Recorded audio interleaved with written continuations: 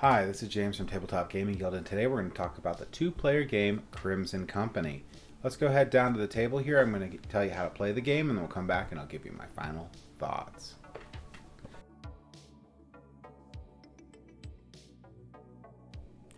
Alright, so today we're going to learn the two-player game Crimson Company. In the game of Crimson Company, you are trying to gain control of two of these three towers. Once that has happened, that person wins. So the game comes with a really cool player aid that will show you exactly what you get to do on your turn, and it even shows you how to set up the game. So in setup of Crimson Company, you're going to place out these three castles in a row. Then you're going to shuffle up this deck, and you're going to place out 4 cards from the top of the deck. And then flip over the top card of the deck. This makes up your offer, and this is what's coming in the future that you can see. Now you're going to pick the first player. You can do that by flipping a coin or however you want, but the first player will get 3 coins, and the second player will get 4 coins. And at all times, each player is allowed to know how many coins each other player has. Now, to start off the game, you're going to go through each turn, and you're going to continue these turns until someone wins. So there's 4 different portions of your turn. There's income, recruitment, deployment, and score. So we'll go over each one. The first one is income, which is the simplest. You're going to get 3 coins and add them to your stack of coins. Then next comes recruitment. Recruitment is where you're going to look at the cards in the offer row and bid on one of them. So when you bid on one of them, you're going to take whatever number of coins you want and place it on the card that you want. Now your opponent can match that. So if your opponent matches the amount that you put on, so let's say they actually do, and they put on 3, they get to place the card instead of you. But you will get all the coins. So the active player will get all the coins if the other player matches the bid. Whoever wins the bid, so let's say they didn't match, and I placed my 3 coins on there, and I won. So if I won, the coins just go away. Then I get to place this card in any one of these 3 rows. Now a little bit about cards themselves. There's a couple different things that are important on a card. So if we look at a normal card here, you're going to have the power. So this is going to be what's used to figure out the strength when you score a castle, and we'll get into that in a second. And the other thing is they have abilities. Now, if it doesn't say, these abilities will occur as soon as you purchase the card and only when you purchase the card and place it. Some of them will occur at certain points. Like this one will happen at the recruitment phase. You may put coins on the upcoming card, which is over here. So this one will happen every time you do the recruitment phase.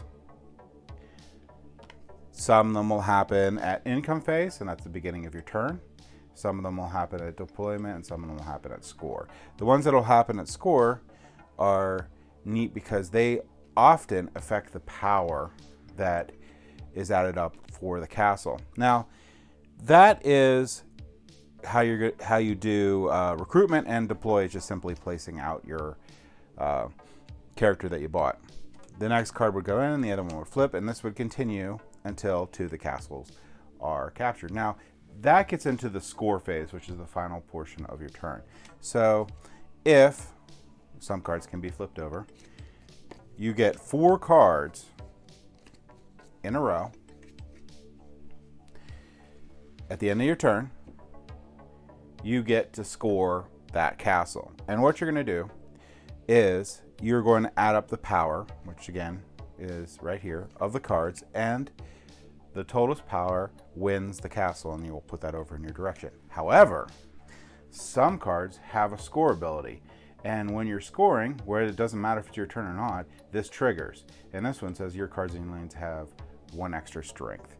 So this side will add it, and this one also has a score. Gain 2 strength for each of your face down cards.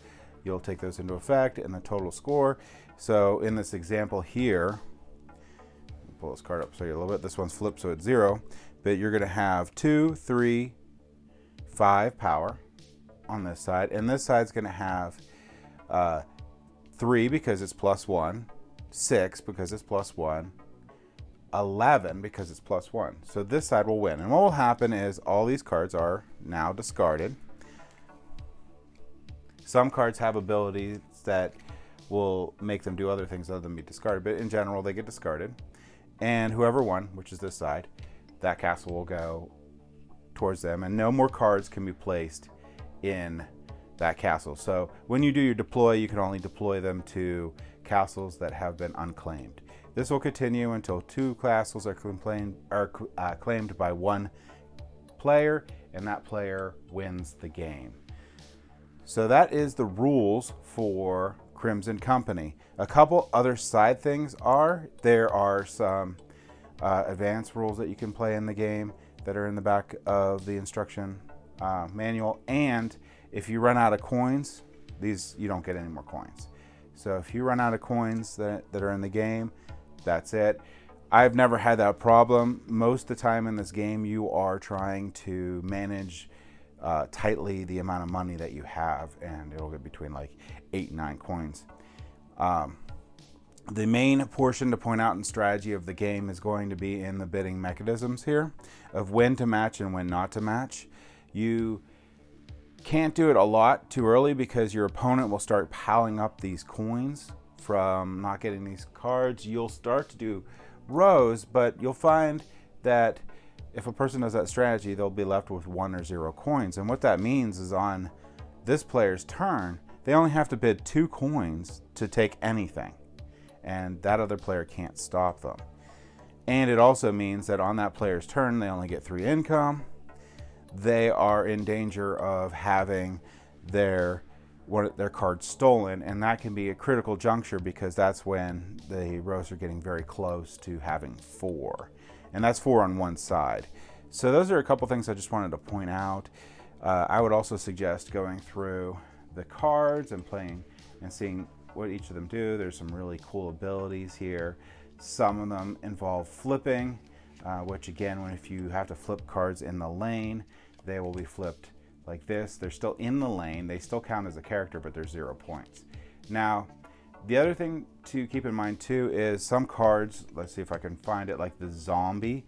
So the zombie card and other cards like it, when a lane is scored, so it says destruction, so that's a destruction keyword, you move this card to another lane. Now, if this card moves to a lane, even if it's an opponent's lane that triggers scoring, that scoring will occur. So if there's 4 or more in any lane, no matter if which player caused it, that will score. So you can actually finish off multiple castles in one score phase on an opponent's turn. So it's a good thing to keep in mind. There's another reason this card is really good, because you can use it to trick people into letting you score multiple castles at the same time.